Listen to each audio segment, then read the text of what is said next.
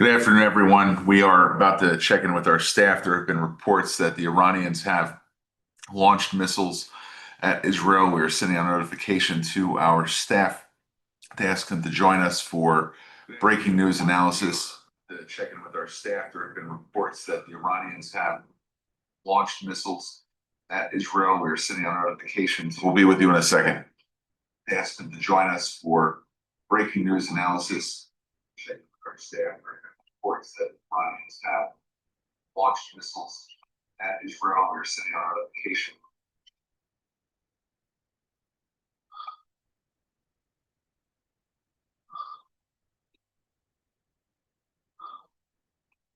Adjusting for some technical issues now.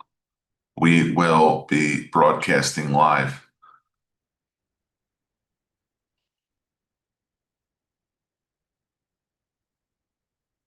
And we're going to do some technical work here on the side for a second, too. I apologize for our live issues, but this is breaking developments, and we have to be able to make sure that we have all of the coverage possible. We've now been joined by Winfield Myers, our online editor, and Anaf Kalam, our digital media specialist.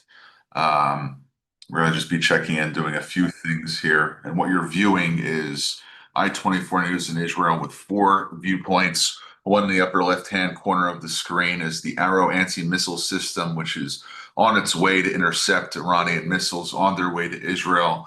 The bottom left-hand corner of the road, you see an individual who is making his way for a bomb shelter in Tel Aviv.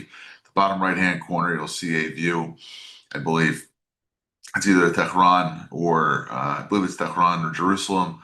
The upper right-hand corner, it looks like the Judean hills.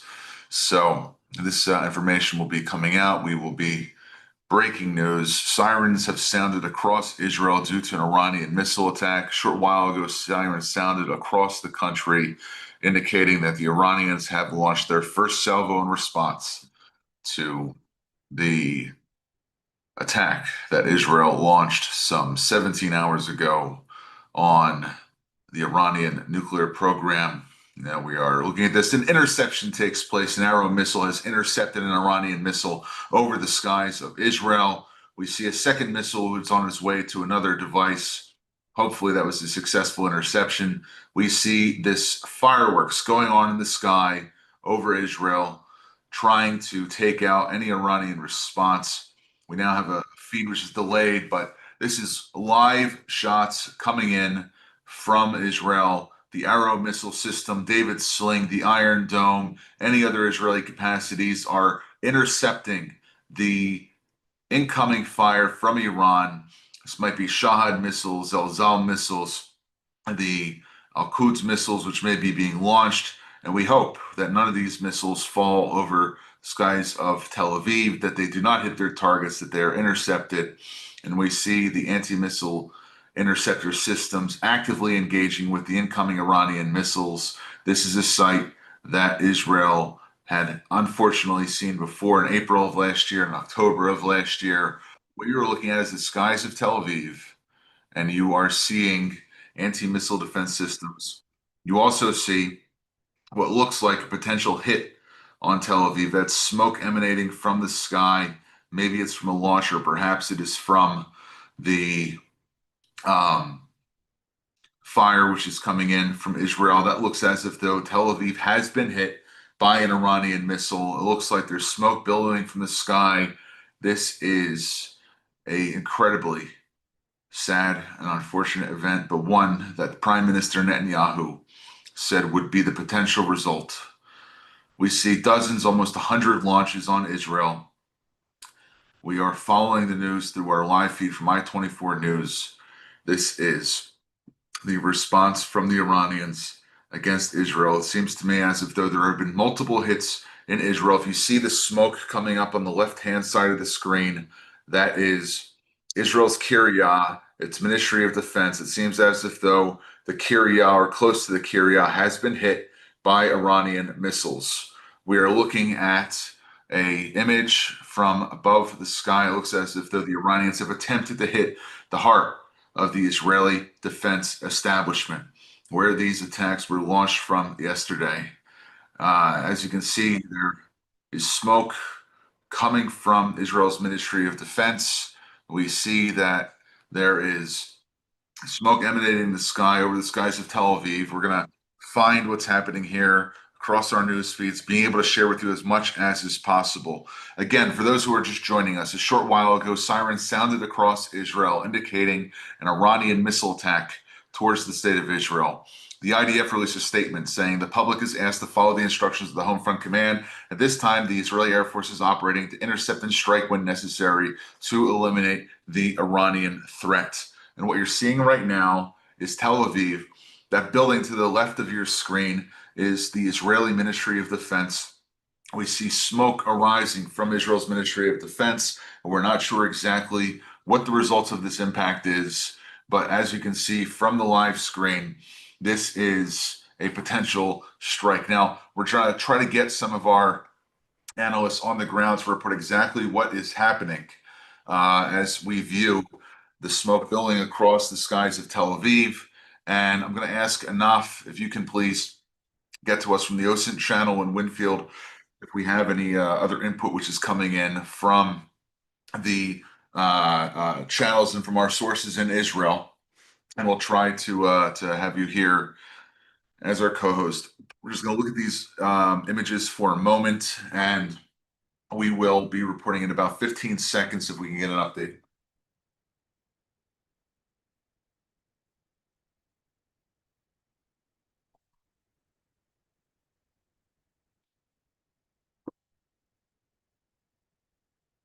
Again, you are now looking at 4 images. You have the skies of Tel Aviv in your upper left-hand corner. You have Main Street, Tel Aviv. Looks like Ben Yehuda and Dizengoff in the bottom right-hand screen.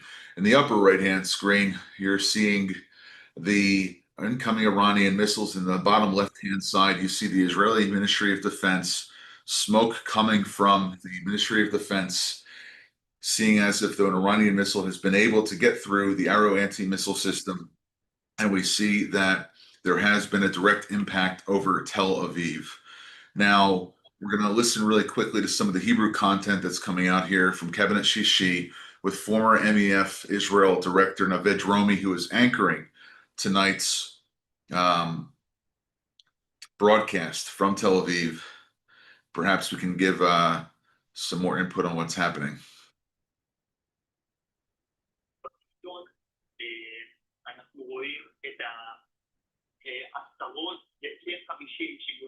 במדף השני אולי יותר, כלומר אנחנו ניקח עוד רגע או שניים כדי להבין איך הדברים נבקש לא לשתף ניקויים של נפילות, להתקשר למוקדי החירום ולדווח אך ורק אלינו. לא רוצים לשתף את האויב במידע, אנחנו לא רוצים לסייע לו למקד יותר saying that the military censor is not giving any response or report on the exact targets which are being hit, as to not help the Iranians with their targeting strategy. But it's very obvious from this viewer that Tel Aviv has been hit.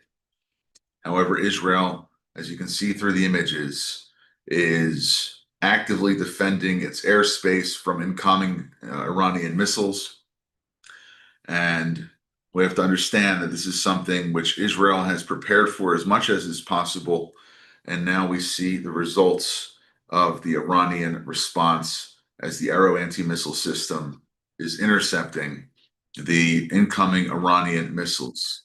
Anaf, I'm going to turn to you for a second, if you wouldn't mind, please sharing your video so that we might be able to have you give some commentary, at least of what's coming in from the news wire in terms of what the result of this attack is. What are you seeing right now in terms of some of the sources that we've been following? Oh, sorry, give me just a minute. I'm adjusting my camera and my microphone here. Of course.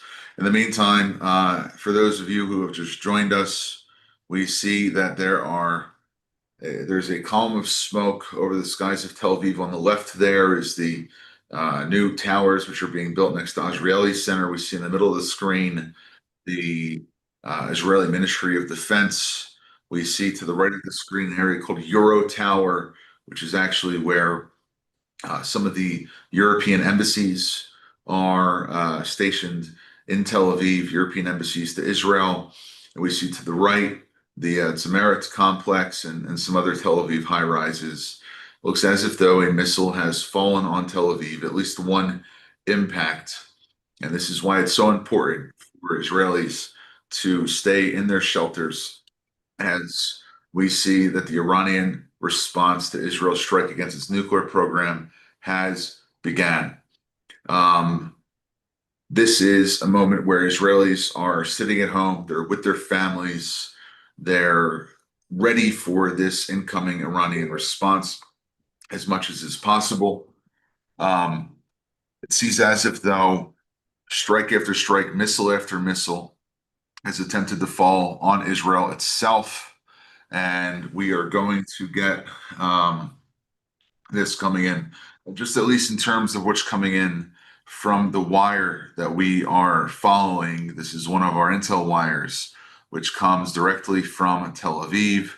The response is that individuals have seen that Israeli airspace is closed until 8 p.m. tomorrow night.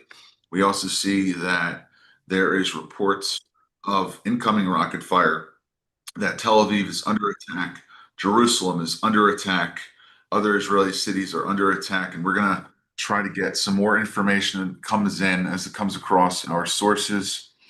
Now, we also see that the Sharon region is under attack in Israel. That's between Petach Tikva, Kfar Saba, Hoda Sharon. We see that different towers are under attack right now. And we have to understand that this is an unfolding event.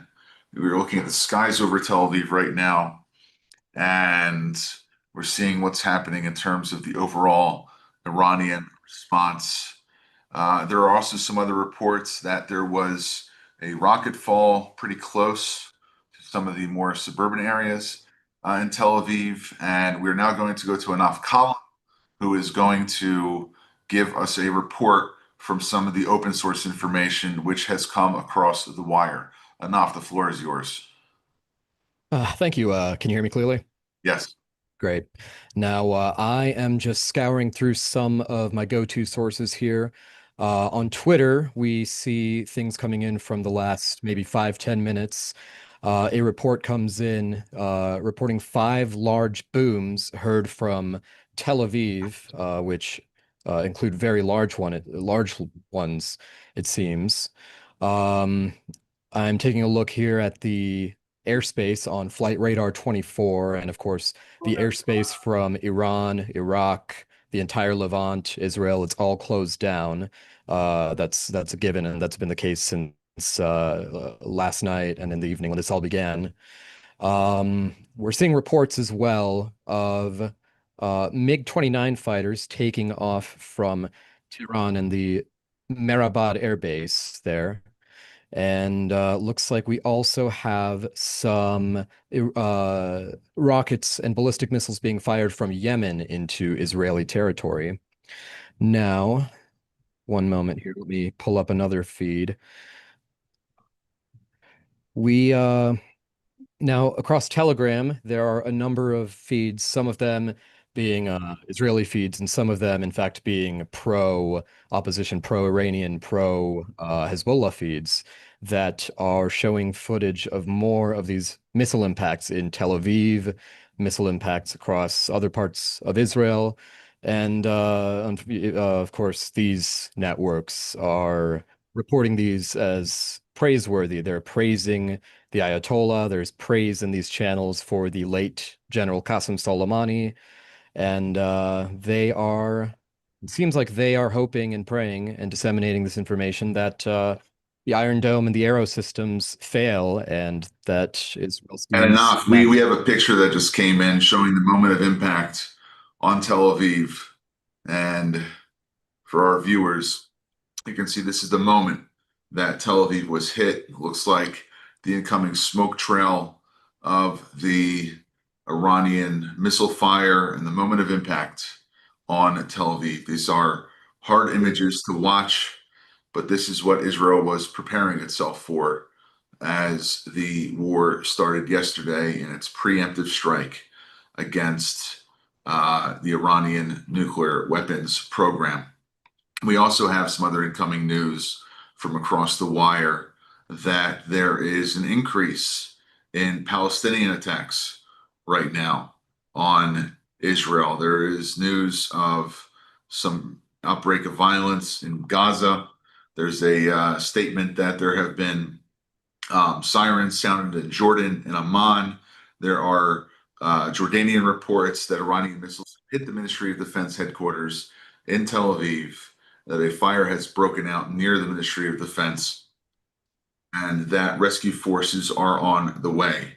There's also estimates coming across an Iraqi news that 150 missiles have been launched from Isfahan, an area that was hit by the Israelis earlier today, and that they were on their way to Tel Aviv. There's reports that there's at least one injury in Tel Aviv as a result of falling rocket fire. And there's also the estimate that some 50 of those 150 missiles have been intercepted by the Israeli anti-missile intercepting systems, the Arrow system, and others.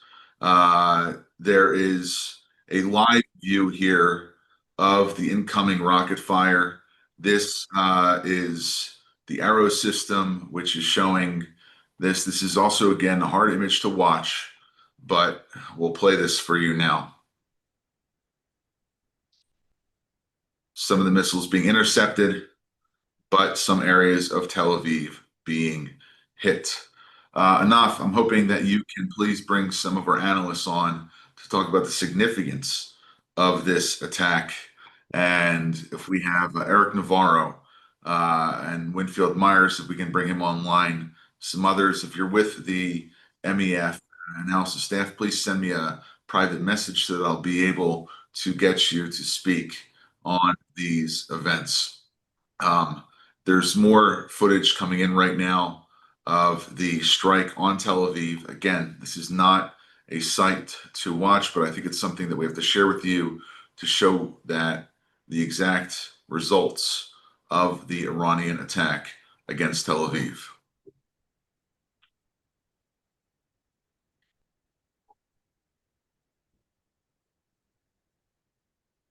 Ongoing missile interceptions and the Iranian response.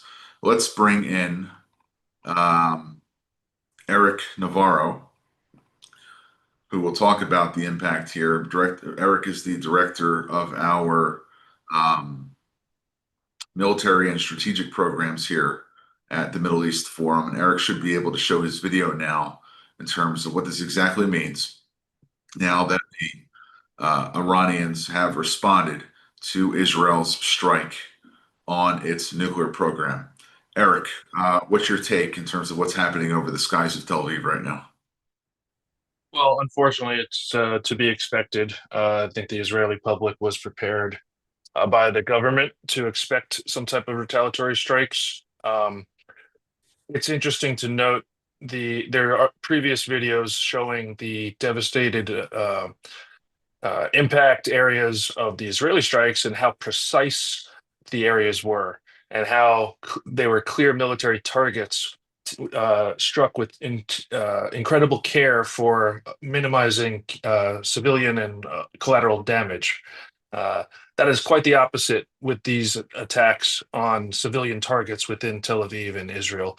And it's what we come to expect from the regime in Iran.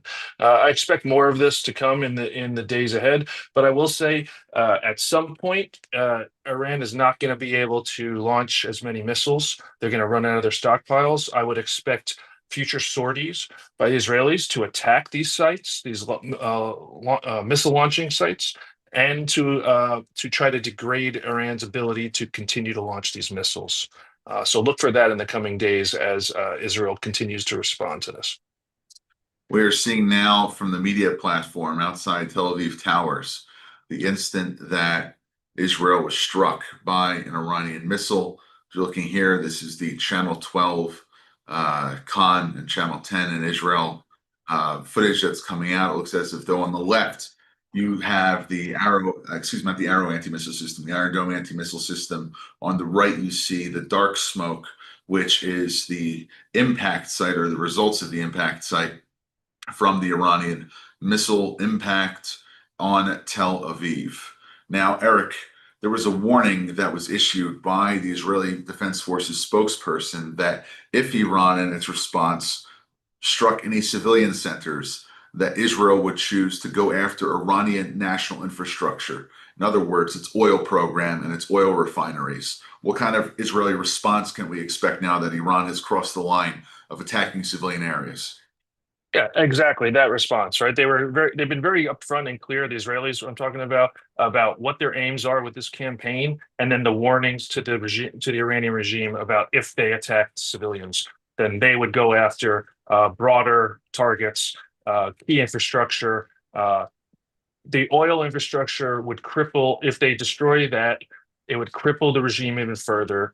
I personally, this is just me personal, I would do it. I would press the advantage and bring the Iranian regime to a culmination point so that it can be overthrown. That would be the end goal at this point. Okay, now we have Lokman Radman, who is joining us. Lokman, if you could just please unmute yourself and allow your video to be active. I'm hoping that you can give us some background on what the local response on the Iranian side is of this. And if we're not able to get access to you, I'm going to ask Anaf to go back to a review of what's coming in across the wire while Lokman gets his setup ready. Yeah, sure. This is just in from 4 minutes ago on Twitter. It's from the official Twitter account of the Supreme Leader Khamenei, and he says, quote, "The Zionist regime has made a big mistake, a grave error, and committed a reckless act. By God's grace, the consequences of this will bring that regime to ruin." Unquote.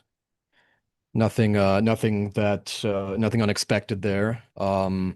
And there's more and more updates coming in from across the politosphere. People in the media, on the left and the right are chiming in with this. Here's a report from 20 minutes ago. It comes from open source intel. Nothing, again, we haven't seen, but maybe there's some details here. It says breaking. Massive missile barrage detected. Over 100 missiles launched towards Israel. Missiles currently crossing the Iraq-Syria border. Explosions already reported over eastern Syria. Israeli missile defense systems, Arrow and David Sling, are activated. US, UK, and Israeli fighter jets are rapidly moving into interception positions amid warnings of more ballistic missile threats. The nation of Israel is now on highest alert, and the situation is developing rapidly. Now, Eric, from what you're seeing in terms of these missile strikes on a city center, what kind of response could be expected on the ground from Israeli rescue forces and the Israeli fire service?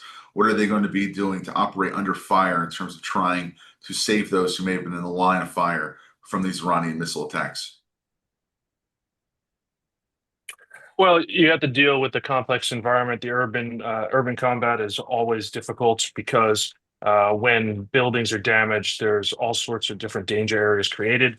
You have toxic chemicals, you have industrial chemicals, you have materials, you have unsteady ground, unsteady structures that you have to deal with when you're trying to get after people that may be buried. I will say Israel understands the risks. They understand the risks of this operation. I think they're well prepared for. Obviously, you don't want to see any casualties, but that's almost impossible to expect in a conflict. I think as long as they have pre-positioned forces, pre-positioned ambulances, and quick reaction forces to get the wounded to safety as quick as possible, I think they'll help mitigate some of the risks of the incoming barrage. And then one last point about what Anaf just talked about. I saw the same report. That's where the U.S. can come into play here, is helping Israel defend itself. Maybe we're not involved directly in the strikes itself in Iran, but we can absolutely help them intercept these missiles on the defensive and provide replenishment of the stockpiles needed for the interceptors. So I expect that in the coming days. Okay, thank you very much, Eric. We have reports from Magen David Adom, which is the Israeli version of the Red Cross or Red Crescent, that there is one injured person from 5 different impact sites. But I also think it's important to see how this it's Iranian retaliation is not necessarily indicative of other Iranian military actions looking back at the past. We have Ms. Alavi, who is joining us now, who has just published on Middle East Forum Online, on the Middle East Forum Observer. And she's a very interesting piece relating to how the Iranian people are unlikely to rally around the regime, much like they did 30 years ago, 40 years ago during the Iran-Iraq War. Faiza, would you mind telling us a little bit more about that? Yes, actually, the situation is really different from the Iran-Iraq war, the time that Saddam Hussein attacked Iran. There are many aspects that shows that the situations are different. For example, one of them is that at that time, Iranians didn't know about the reality of the regime after the decades. They have tested many ways, including, for example, voting the Reformist Party to come into the power and trying the reform, or many other ways to see if this regime is really reformable or not, if it can change the policies or not. But this is just one of the aspects. There are different aspects that I can add to that. For example, another thing is that after these years, Iranians are seeing the regime in Iran now as an enemy. It is a shared enemy with Israel, and at that time it was different. Yeah, Iranians also are seeing Israel as an ally because we didn't have any problem with Israel. Over the years, the problem was always between the Islamic regime in Iran and the Israel. And at that time, during the Iran-Iraq war, it was Saddam Hussein who attacked Iran, started attacking Iran. It was different from the today's situation. It's the Islamic Republic in Iran who waged war against Israel and America since the 1979. So there are many different aspects. I don't think right now Iranian people are in the situation and in the state that can rally around the regime because they see the regime and the top ranking officials who have been eliminated by Israel as enemy and as their murderers. They have the blood of Iranians people on their hands. So yeah, I think there are different aspects that the situation is so different from that time. And Faiza, if Israel responds like they've threatened to, if the regime has gone after civilian areas, going after critical Iranian infrastructure, that could mean electricity, power stations, could mean oil terminals. Is this likely to perhaps catalyze a response by the Iranian people, either to stand with the regime or perhaps if they can't get basic services from the government, to turn against the Ayatollahs and to perhaps demand a new government? I think it's really likely that Iranian turn around the regime at the current moment. Many people are now waiting to see what is the plan of the opposition. And for example, the political activists who are really like collaborating and were advocating for the free Iran. So there are different elements. They are waiting to see what are the steps taken by like famous figures among the opposition. And also, based on what I see, people are now asking that what about Khamenei, for example? What about X? What about Y? If you are going to attack them, you're waiting for Israel to eliminate them as well. So I think the situation is rather more towards demanding Israel to target more people who have been oppressed people during the years. And I think that people are ready to take action in support of Israel in this and be united for a free Iran. I see the situation like that. And what comes next? I mean, this looks like it's going to be a potential copycat of the War of the Cities that took place between Iraq and Iran when missile salvos came from the Iraqi side. Then from the Iranian side, it didn't have too much strategic significance, but was the first modern war of missiles. Can we expect Israeli jets now to respond to Iran and then Iran in response to send even more missiles in Israel's direction? What exactly is the regime getting out of launching these missiles? Um, and in what seems to be a report coming out right now, a second wave of Iranian missiles targeting the north of the country, Haifa, the Upper Galilee. I mean, it looks as if they're really trying to get comprehensive coverage across all of Israel's civilian centers, and really to blanket the country in Iranian missile fire. There is a major difference between Iran during the current situation and Iran in 1980s. At that time, the military capabilities of Iran were so different. The army was the army of the pre-1979 era, and in terms of having the very skilled pilots, having like the technology, it was really different at that time. So what Iranian regime benefited at that time was the capabilities, the military capabilities that have been built pre-1979 era. And it's really different today. They don't have, I think one of the most important things that have been revealed right now after the attack of Israel is that as the capabilities of the Islamic regime in Iran are not fitting what they were trying to show the world. They were trying to show the world that we are so powerful, we can attack many things. Yes, the nuclear program is so dangerous, it should be dismantled. But from other aspects, the capabilities of the Islamic regime is not comparable to what Israel has at the moment.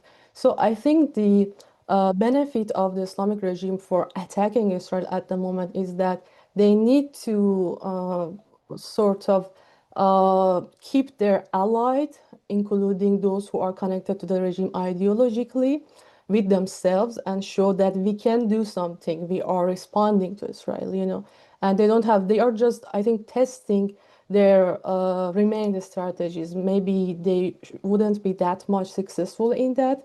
We are sure about this, but they will at least try.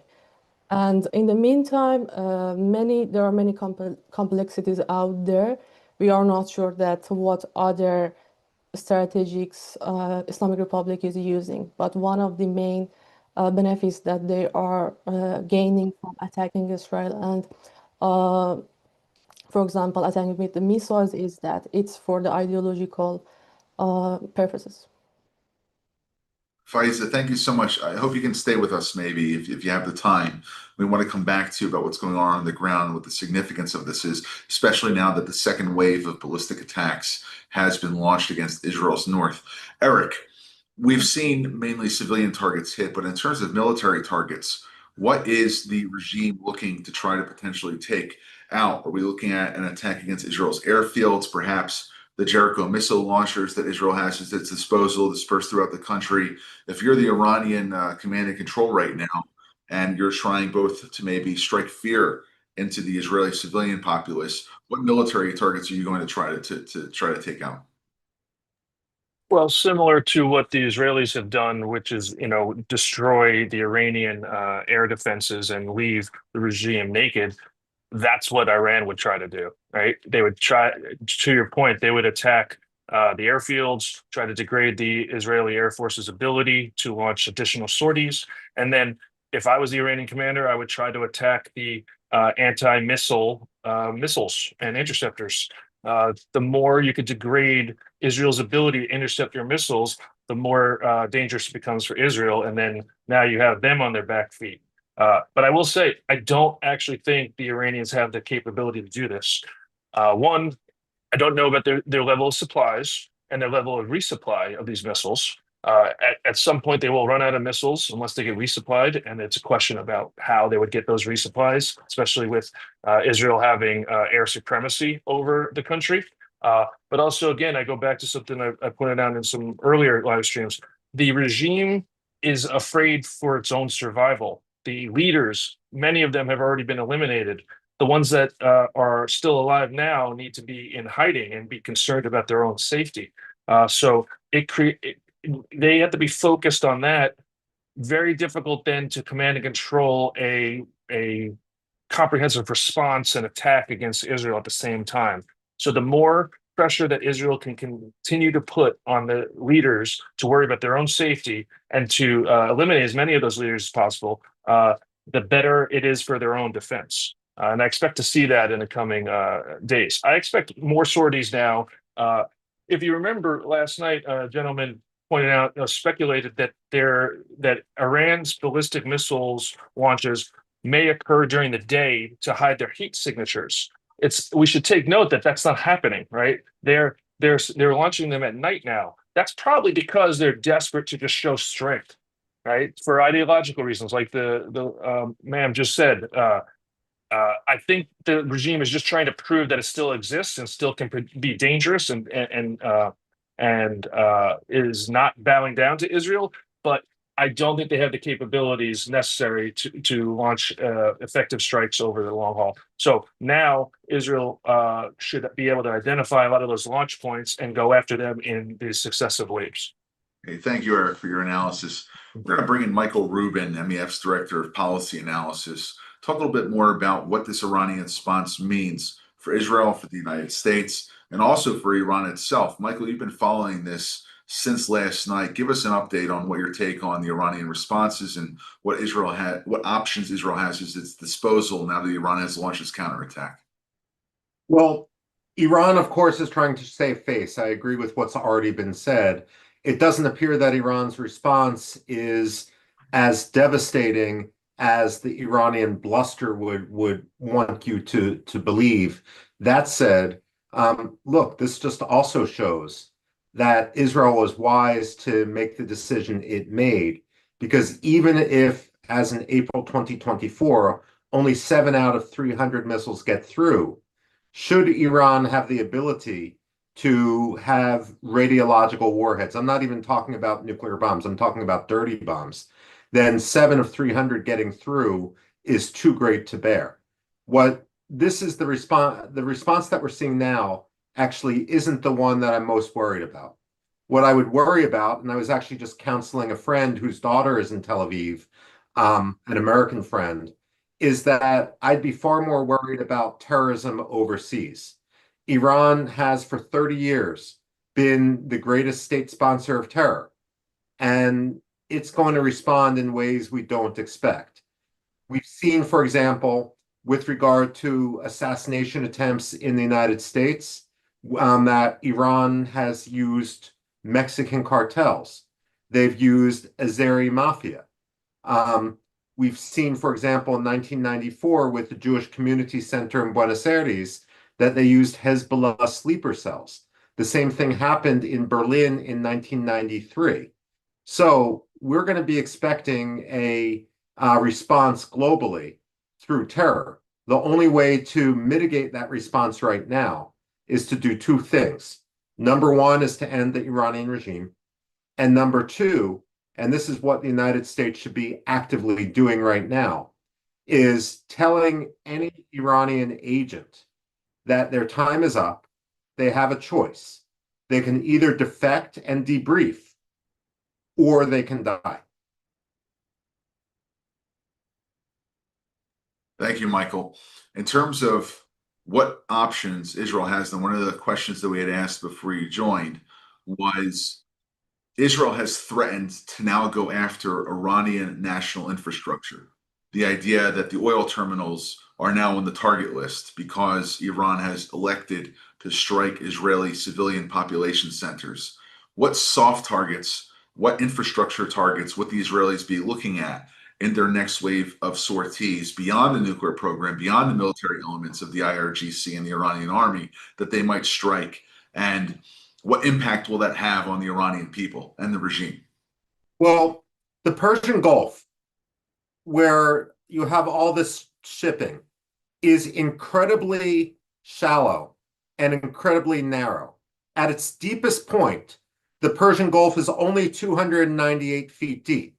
In comparison, Lake Michigan, the average depth of Lake Michigan is greater than 298 feet deep. When you get towards the shore of Iran, it's incredibly shallow and rocky, and therefore Iran relies on terminals in order to have the ships only come within a kilometer or two of the Iranian coast. The biggest terminal is the Karg oil terminal, through which upwards of 90% of Iran's oil is exported. Now, take out the Karg oil terminal, and Iran can no longer export its oil. And when we're talking about Iran exporting its oil, we're talking about the Iranian regime having the funds in order to give patronage to regime supporters. The other thing to keep in mind is decades of mismanagement have meant that even though Iran shares one of the world's most lucrative gas fields with Qatar, Qatar calls it the North Dome field, Iran calls it South Pars. The fact of the matter is, Iran can't refine enough of its own gasoline. Therefore, what it normally does is it ships its petroleum out through the Persian Gulf, out through the Strait of Hormuz, and then re-imports it. Well, if Iran can't re-import that gasoline, they can't power their vehicles. But it goes beyond that. They can't power their vehicles, but because of mismanagement of oil fields, they actually have to inject refined gasoline into the fields in order to increase the pressure to bring up the oil. And so this is, I mean, this kills the Iranian oil industry in more ways than one. But remember, it's not that Israel needs to do any of this, because as we've highlighted repeatedly in Middle East Forum Observer, for the past 3 weeks, there's been a truckers' strike. Faiz, I think, has mentioned this, and others have as well. The truckers' strike has spread in Iran to more than 120 different towns and cities in over 31 provinces. And therefore, Iran can't do its own logistics anyway. So if I were Israel, I would actually be very, very cautious about targeting anything which could lead the Iranian people to think that Israel was targeting the country rather than simply the regime. The targeting has to only be limited to the regime. Okay, thank you, Michael. Dexter, we've been asking you to monitor the U.S. reaction to these events. And now that the Iranians have struck back against Israel, is there groups on the far left and far right cheering Iran on? I know that you were mentioning Candace Owens' post last night. You were also looking at some of the other instances. What's the reaction amongst American pundits to Iran now striking back against Israel? Well, one of the interesting things that I have seen is that they've discovered the notion of Christian peacemaking and pacifism, which was something that it made me nostalgic from my time when I dealt with liberal Protestants. What happened is that they engaged in the same type of rhetoric that I saw from liberal Protestants. The pacifism typically kicks in not when people attack Israel, but when Israel defends itself and protects its interests. And essentially, I've seen a fair number of people saying that I am a Catholic, and I'm really dedicated to peace, and I'm praying for peace, and that this attack is wrong, despite the fact that Iran has worked to destabilize the Middle East for decades. And so what has happened is that what a phenomenon that I am very familiar with on the left and in the liberal Protestant world is now manifesting itself on the right, which is that now we see a whole bunch of people who are praying for peace, largely an attempt to kind of put Israel's self-defense in a category of basically being in opposition to world peace. We're also seeing what I would consider kind of the equivalent of isolationism, basically, being more manifested on social media. There's this notion that it's almost like seeing the ghost of Charles Lindbergh come up out of the 1930s. And I mentioned this a little bit yesterday, is essentially what we're looking at is people who are talking about, the notion that, this is not our war. America has no interest in this. America first. Okay. And we've heard that before. So ultimately, and people who have been going along with the notion that essentially the United States had a role to play in kind of maintaining the international order for decades are now all of a sudden saying, no, this is Israel's war. It's not our war. On the left, we've seen some stuff. Ultimately, we started to see some people organizing hands-off Iran protests. There's one protest in London that's being organized, and also one in Chicago. I think that the next weekend is essentially going to be opposition to ICE and the Immigration and Customs organization, group that that's protecting the borders under Donald Trump. And we may see that we're going to see, I suspect, a fair amount of anti-Israel, pro-Iranian rhetoric at these events, but it's going to take a while from them to shift over.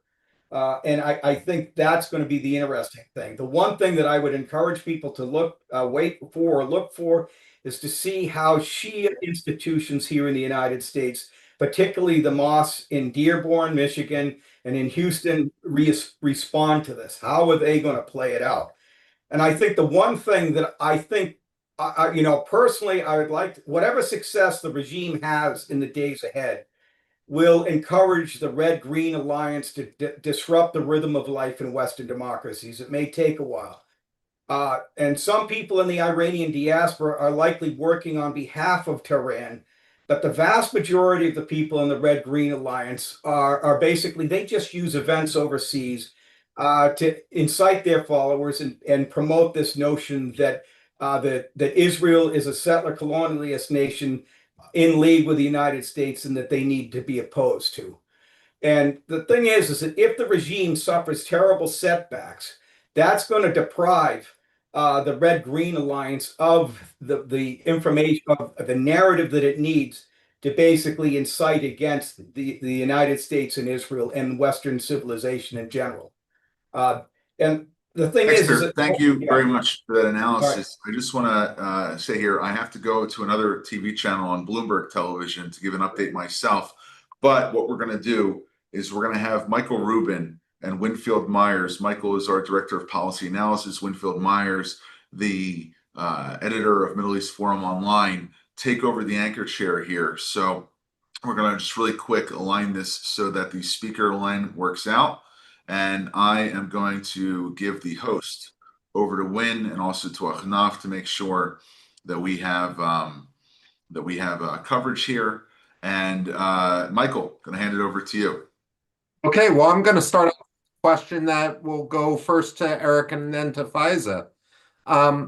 Look, one of the biggest problems we've had inside Iran, the Iranian people have had, is the Islamic Revolutionary Guard Corps. And it's not by coincidence that the Israeli strikes have decapitated the Islamic Revolutionary Guards, much like Israeli strikes decapitated Hezbollah's leadership. My question to you is, what do the Iranian people and what do outside powers need to do in order to sort of complete the job of unraveling the grasp of the Islamic Revolutionary Guard Corps on Iranian society?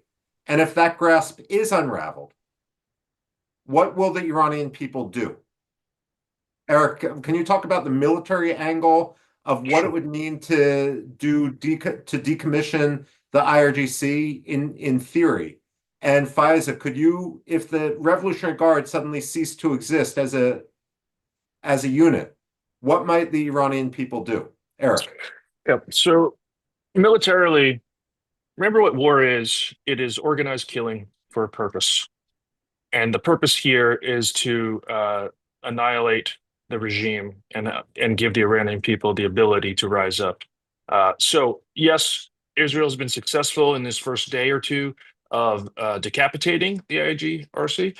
But don't forget, similar to Hamas and Hezbollah, what Israel had to do was go beyond the top level and kill and take out the next level and then the next level. And the goal is to continue to degrade the Iranian regime's combat power to the point where no one wants to fight for it. Right? But and Eric, what strategy besides simply kinetic should the United States, Israel, or others be engaged in to try to convince people within the Islamic Revolutionary Guard Corps that their time is up, they should stand down? I mean, we've had corollary situations, for example, with the Republican Guard in Iraq. What should we be looking out for in the next couple of days or weeks with regard to messaging towards the IRGC? Yep, this is the information campaign, influence campaign. There should be public statements essentially supporting the Iranian people rising up. We've had that before where we saw rise up in 2009 and other times, and then we didn't publicly support it. We actually gave support or tried to stay out of it. We can't do that. We can't sit on the sidelines here informationally. We should be continuing the pressure in the information space, openly calling to support the Iranian people and delegitimizing the ability of the regime to rule its country. Okay, Faiza, if you could unmute yourself. What I mean, first of all, can you talk about, just from what you know in your contacts back in Iran, about the divisions within the Islamic Revolutionary Guard Corps? And if you know any, I mean, what are people or family members of the Islamic Revolutionary Guard Corps thinking? Do you think that they're going to fight to the death, or are they going to see which way the wind is blowing and start to peel away from the regime?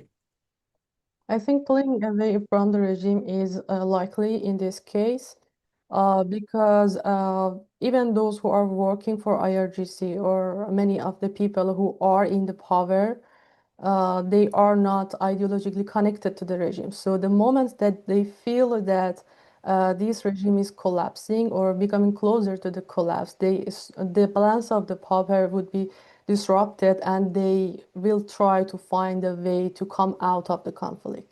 So they have some choices. They either would, for example, escape the country or do some come up with some strategies like that, or they would side with the people over the regime.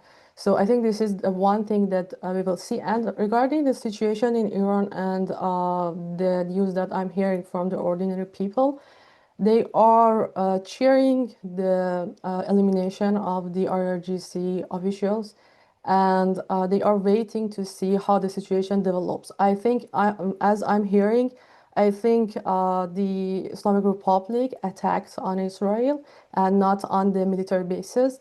And I think in that case, the attack of Israel on the oil and gas infrastructure is likely.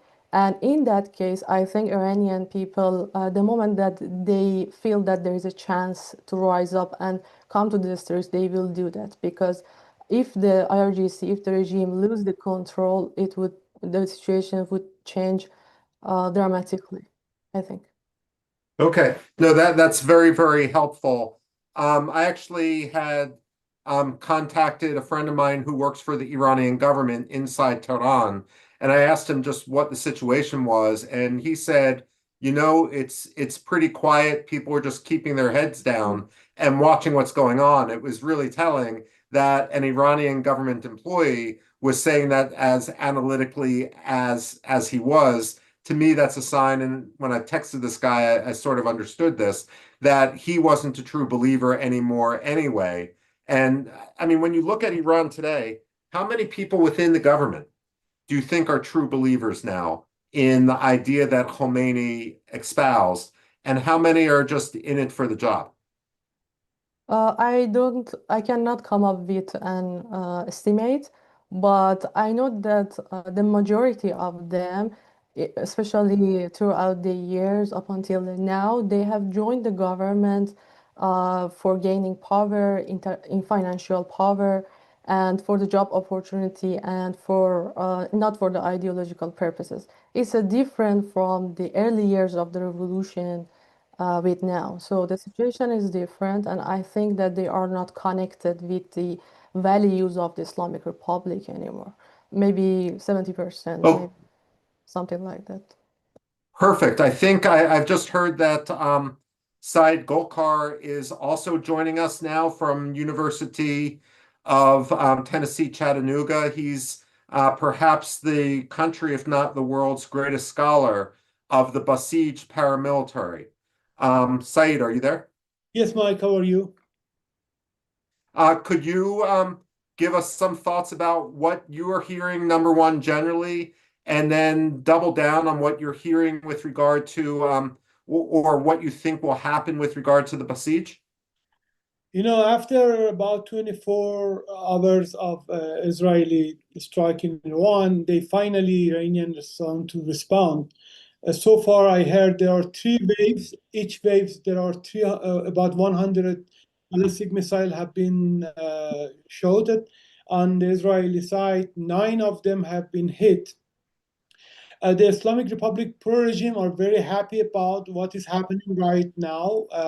People are very scared because they know, that in retaliation, Israel will come back and will respond. And we are just waiting right now to see what are the impact and what Israel is going to do in the retaliation. But very interestingly, I saw some of the people are commenting on the different style of Israeli hitting, specifically, the individual, taking them out, and the Islamic Republic are just bombarding, blindlessly the city, the population center, like Tel Aviv. To be honest, I'm very concerned about the consequences. And but I publish an article. I think it's time for the Israeli to think seriously about, not taking the military commander, but the political elite like Ayatollah Khamenei. He is responsible for the whole mess. And if he's out of the picture, the future of the Islamic Republic will be very, gloomy. Without him, the whole structure will collapse. So right now we have to think about, the Israeli elite should think about what are the next step to contain the Islamic Republic, Ayatollah Khamenei, and IRGC from, bombarding Israel. But I'm going to ask you a question from left field as well, but don't worry, it's not a trick question. Yeah. Look, when you came to the United States, you sought asylum, you settled in Chattanooga, Tennessee, and you're one of the leading academics with regard to Iran. Certainly, you know more about Iran than most people in Chattanooga, Tennessee.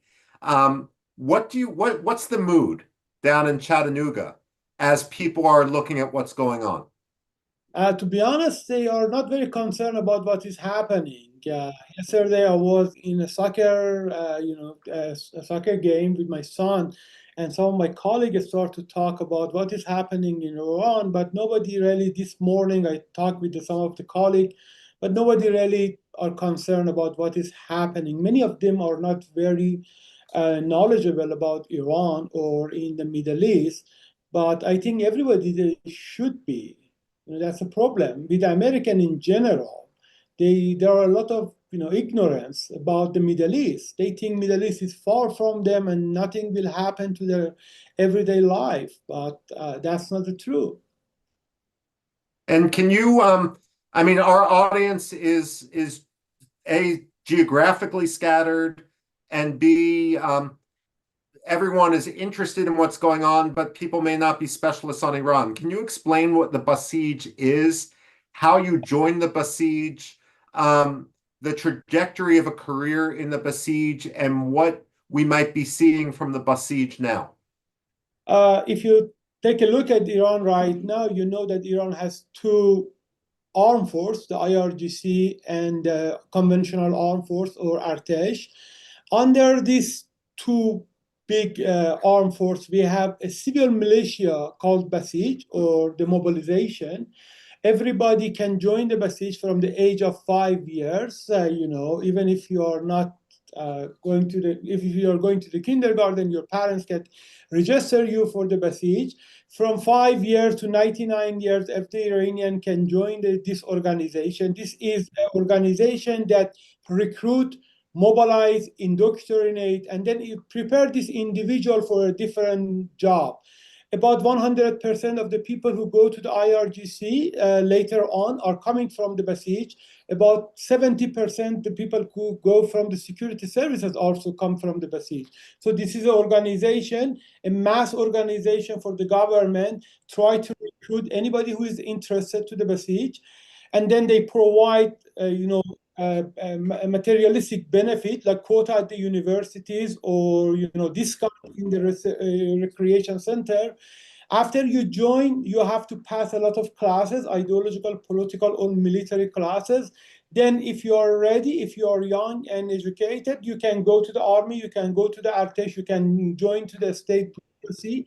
You can be used to repress the Iranian people, but at the same time, you are part of the regime agent to enforce law, to repress people, and to help the regime in many campaigns, including right now, there is a media cyber campaign of the Basij and pro-regime people who are on the Twitter, on the Instagram, on the YouTube, trying to promote the Islamic Republic narrative about what is happening and why Israel have attacked Iran, or why we are attacking Israel, and why we are in the last, we will be successful.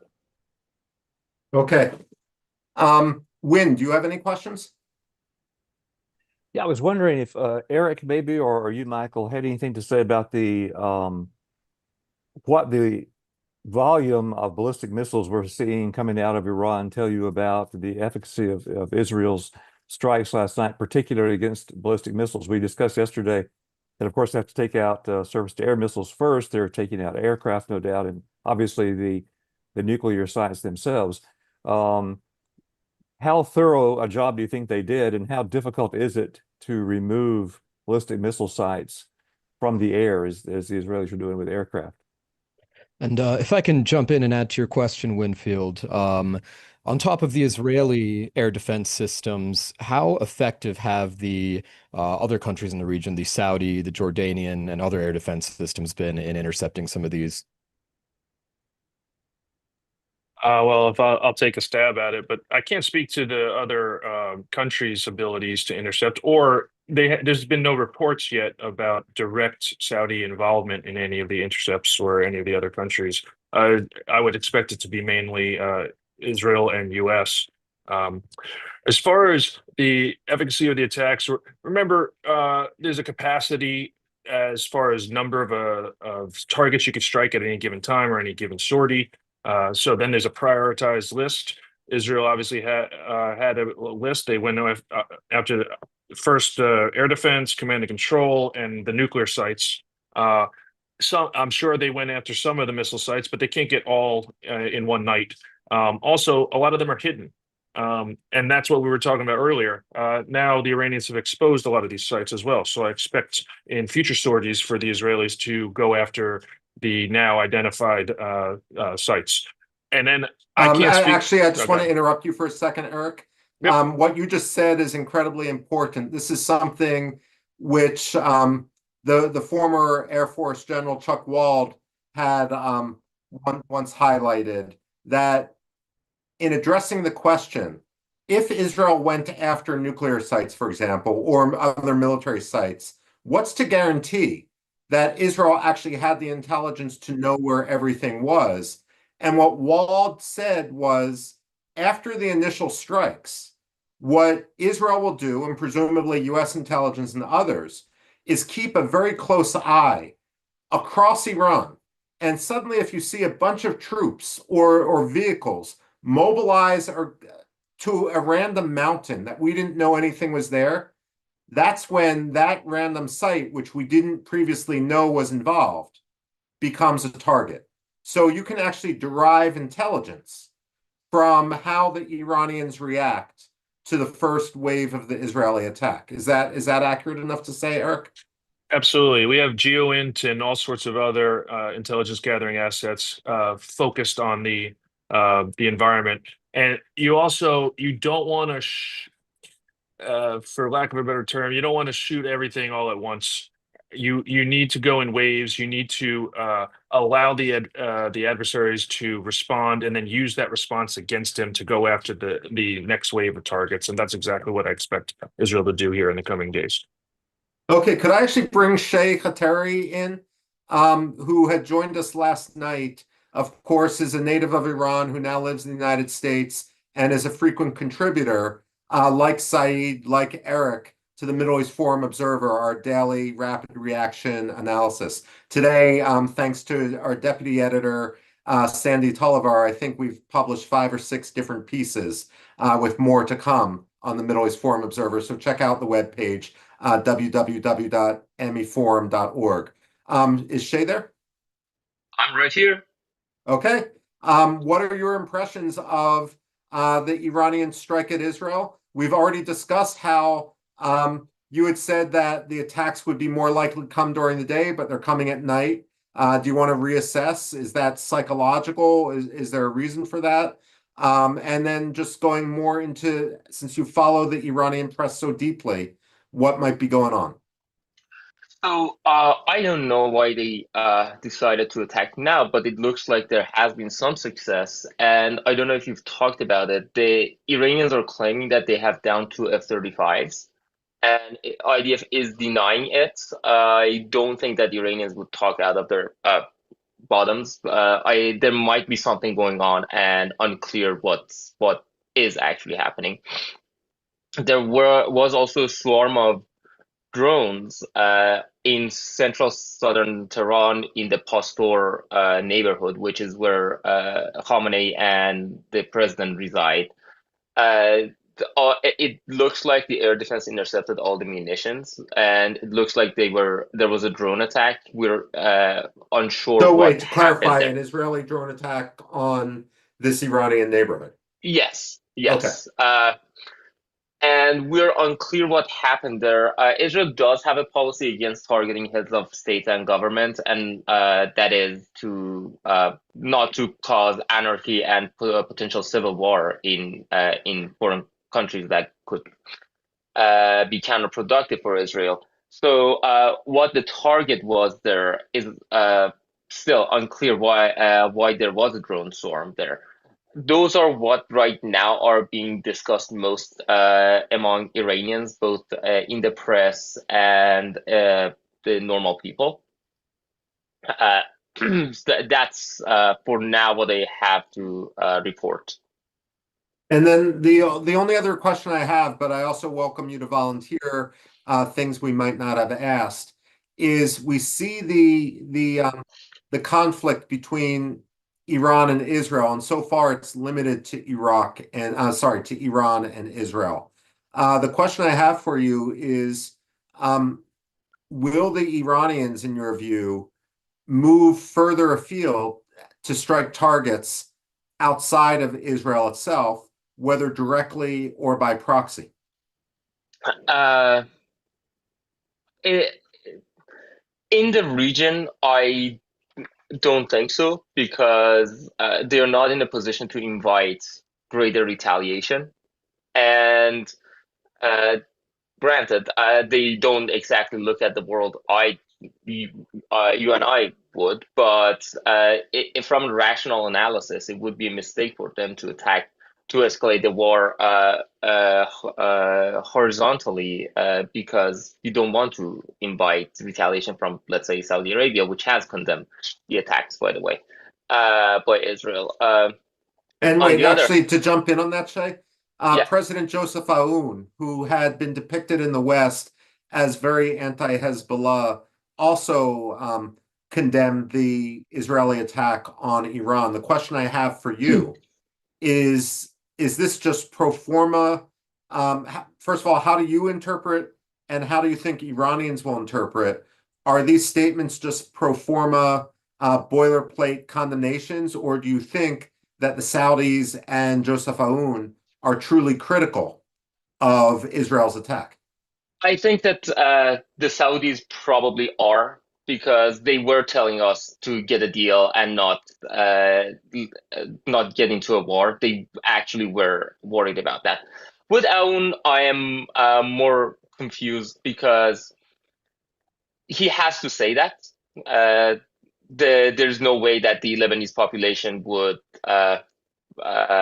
put up, and you might even say that it would give him more credibility, as he's supposedly cracking down on Hezbollah. There was 2 days ago a report in an IRGC Telegram channel that Israel had communicated with Aoun to restrain Hezbollah from retaliation uh, about the forthcoming strikes against Iran.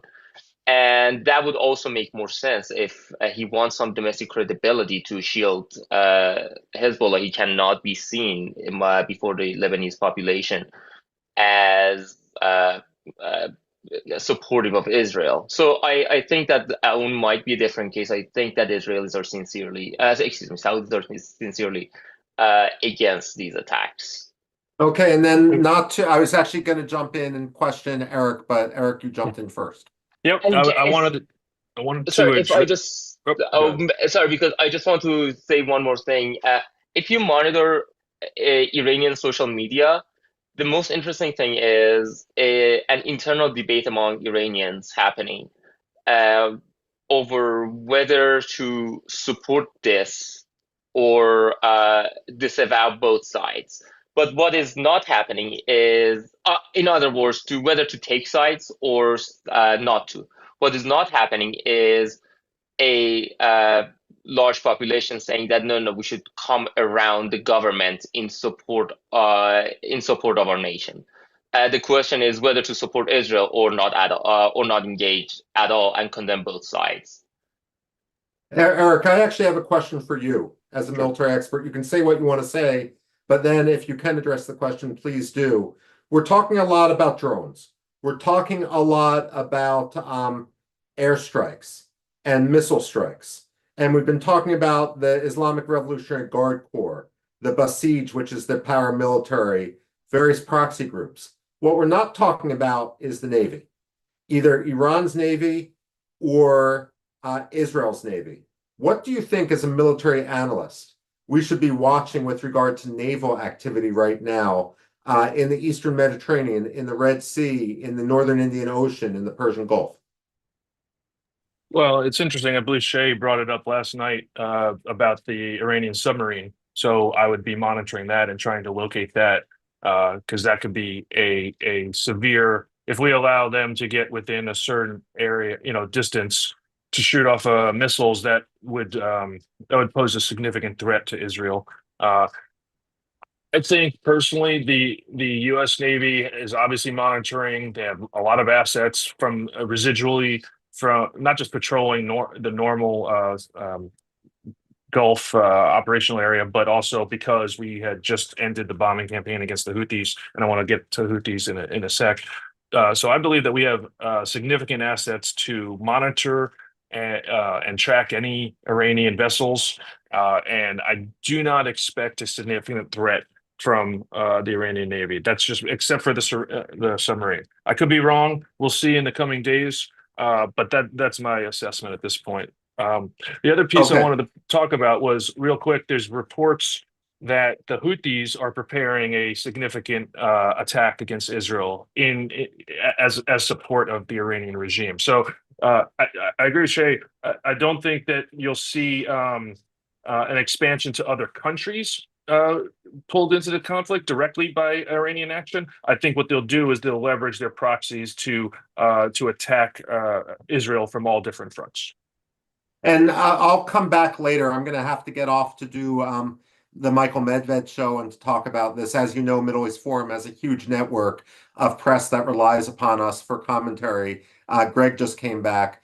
But when it comes to the we're going to talk about the Houthis a little bit more. But when I come back, I also want to talk a little bit about Iraq, because I've been pulsing all our contacts from Basra all the way up to Zaho and Baghdad in between about what's going on in Iraq right now. But why don't I turn the floor back over to Greg, who will update us while I walk away for a moment.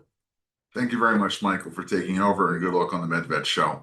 There is reports coming in from Iranian state television that 2 Israeli F-35 fighter jets have been shot down over Iranian skies, and there is no news about the fate of the pilots. There's been no confirmation so far by Israeli media, nor any discussion of the claims. It's potential that the military censor in Israel is preventing reports on it. Shay is telling us that the IDF has denied the shooting down of these 2 planes, but this is the kind of misinformation and disinformation, and frankly, the lack of knowledge that we'll know what's going on when we monitor this war in real time. And Shay, maybe you can elaborate a little bit about what kind of propaganda the Iranian regime is putting out right now, insofar as it relates to the messaging and the goals of that messaging that they're hoping to get out now that they have launched their first retaliation. If we want to consider 3 waves of retaliation with missiles targeting all of Israel, Tel Aviv, the north and the south of the country. Iran has 2 tones to has 2 tones. One is martyrdom and resistance, and the other one is success, demonstration of strength. until a few hours ago, it had been not defeatist, but rather the theme of martyrdom. So many people have become martyrs. The nation of Iran, and by the way, this is very interesting because at these times, the regime always retorts to the nation of Iran. It suddenly drops the Islamic theme of its propaganda and adopts nationalistic theme, quite like Stalin, who during World War II suddenly became a Russian patriot. So that is what's coming out. That was what was coming out until a few hours ago. That it started talking about the retaliation campaign. Khamenei put out the video earlier in Iranian morning time. And since Israel has been hit, they are propping that up, that we are succeeding in responding to last night's and ongoing attacks against us. So they are adopting a bit of triumphant rhetoric right now, but I expect them to go back and forth between propping up martyrdom, highlighting sacrifices, and with a nationalistic tone, nationalistic theme, and then turning to triumphalism whenever they have some success. And as for the disinformation and propaganda, I don't know what's going on with the two downed IDFs. I think that it's a fog of war going on more than disinformation on Iran's side. There probably has been something that has happened, but they exaggerated or misread the situation as F-35s as opposed to some other aircraft that might have been downed, might have been even a larger drone. Thank you, Shay. I'm going to bring Faiza back on right now. One of the remarks that I received in a comment online was that there's a lot of reporting of what's happening in Tehran, but there's not too much information about what's happening with the Iranian people outside of the capital. Do you have any input or any observations of how the response has been in the north, west, east, and south of the country as it relates to the other 30 provinces outside of Tehran that are perhaps being affected by this and what their response is? Other than Tehran, Israel also targeted many other cities. So the situation from the people point of view is kind of the same as Michael mentioned before, not only like those who are working, some of those who are working for the government, but ordinary people are quiet. And the situation is complex and stressful, absolutely, but people are quietly following the news to see what happens next. The situation is like this, but so far we haven't heard about like ordinary citizens have been affected by this. It's all on the military bases and the nuclear sites. And I just heard the news that Prime Minister Benjamin Netanyahu has sent a direct message to the Iranian people. This is, I think, important here because some of his important points is that this is the opportunity to stand up and let your voices be heard. And our enemy is the Islamic Republic, not the people of Iran.